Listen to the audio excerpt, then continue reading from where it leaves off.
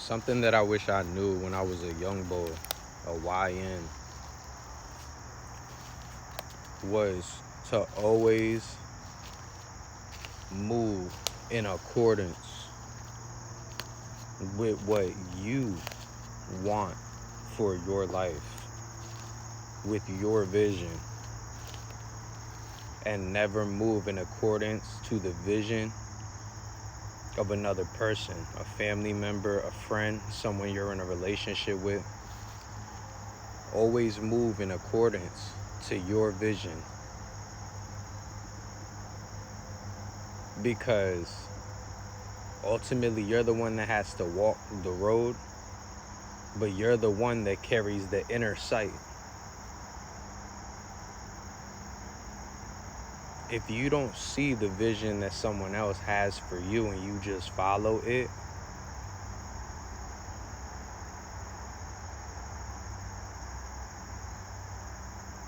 where's the fruition? The fruits? Where's the harvest? You see, you very well could follow someone else's plan for you, but that plan could lead to no harvest, no fruition. You could take people into consideration as a YN, as a YG for the women. You could take people's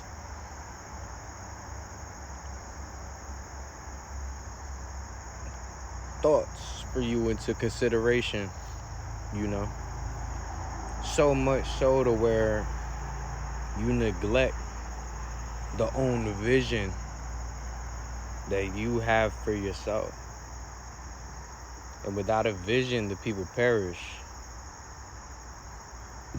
It's all about this little light of mine, the divine that resides within you, the spark of light, the seed of Christ that was placed in you. That's what it's all about. I wish I knew that when I was a YN. I wish I knew that when I was a YN. For the YGs out there, you know. I wish I knew that it was all about the divine that resides within you. That as a YN, you're going to have so many distractions. Your whole life, you're going to have it. But there comes a certain age bracket. It's about, I say it's around that 16. It's about the age 16 to like 26. It's a good 10-year span, give or take, where the attacks for the trajectory of your life, because those are foundational years, the attack for your mind, for the divine that resides within you, is going to be amplified so greatly. You going to have sex thrown at you. You going to have niggas come to you for the YGs. You going to have the HUDs come to you for the YNs. You see what I'm saying? You going to be having Johns throwing themselves at you, talking about how they want to be with you, all this stuff.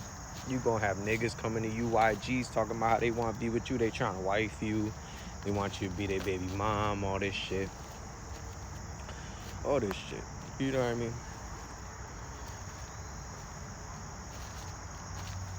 That's also a pinnacle time, because you get out of school. If you're not in college, it's the time to work, stack your bread, get the foundation right, all these different things. And or if you got the opportunity to join the military, because I'm prior service military. I wish I stood in. But just coming from someone that knows a little something, the military is a great option. It's a great foundation. There's a lot of people that are fearful of joining the military, though, because they don't know the ins and outs. They don't know the behind the scenes. The best person to go to, the best people to go to for things that you are fearful of or have deep concerns about, questions for, are primary sources, people that have actually lived it. Not have studied it, but people who have lived it. They've been there, you know, and I've been there, and I'm letting you know, the military for a YN or a YG is one of the best options you could do. Do one contract. I don't care if that thing is 6 years and you're 18 years old and you get out when you're 24. You're going to get out when you're 24 with about 100 bands in your bank account at least. Benefits, certifications that are from the government, you know what I'm saying?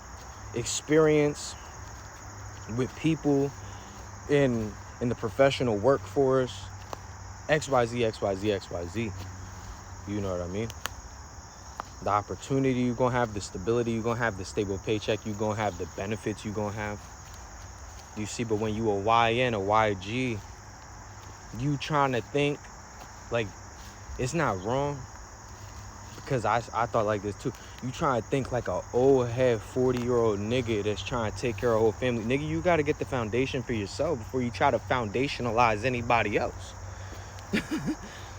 Nigga, I was like, what age did I join the military? I think I was 21.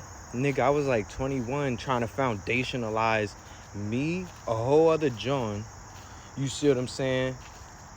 But that was a whole different situation. Let me not even use that, because you could foundationalize a John. It's just about the situation.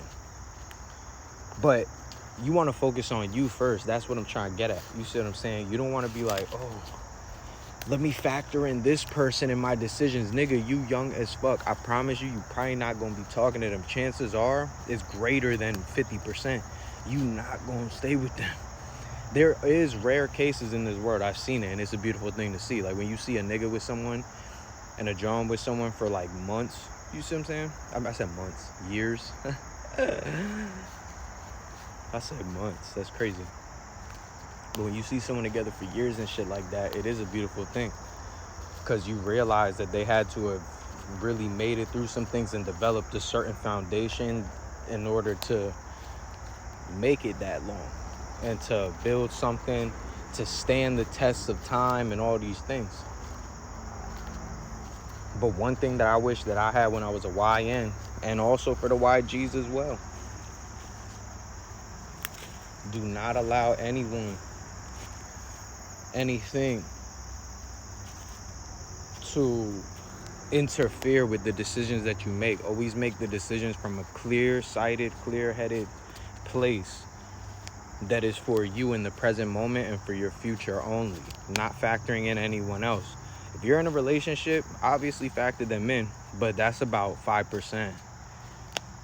If they're the person for you, they're going to withstand that test of time, and whatever predicament, dynamic, you guys are going to work through that. They're going to show themselves approved to you. And then that's going to strengthen you guys' bond even more. You're not going to stress yourself out over them, your decision, and then allow them to influence your decision in a skewed decision to where it's not even the product of what you envision. Sounded like Dr. Seuss out here, but it's fact. You know what I'm saying? We're rap. So that's what I wish that I received as a YN. Was that just a little bit of clarity in regards to like certain decisions or just things in my life. Granted, everything happens for a reason, and I realized that. If I ain't go through that, I wouldn't be able to make this video right now. And even with this video, I'm scraping the surface. But in it, I know, because it's how the world works, how the universe works. In it, I know it's still going to speak to somebody exactly what it's supposed to speak to them. Worry about you. Focus on you. You hold the value. You're putting the value on the person you're with, or your family, or your friends, and what they think. You're putting your value into what they think. So you're overvaluing their opinion because you put your value in it. Focus just on you, what you want for you, what you envision for you, what makes you happy, what makes you feel full, what makes you feel joy and peace and gratitude for your life, for the life that God has given you. You understand me? Because we are temples of the living God, of the Holy Spirit. You understand me? You would think that if you're operating out of love, joy, peace, a sound mind, all these things, you know, you would be emanating the fullness of Christ more in your life. And that's what it's all about. That's ultimately what it's all about, to emanate the fullness of God in your life. This little light of mine, like in Sunday school.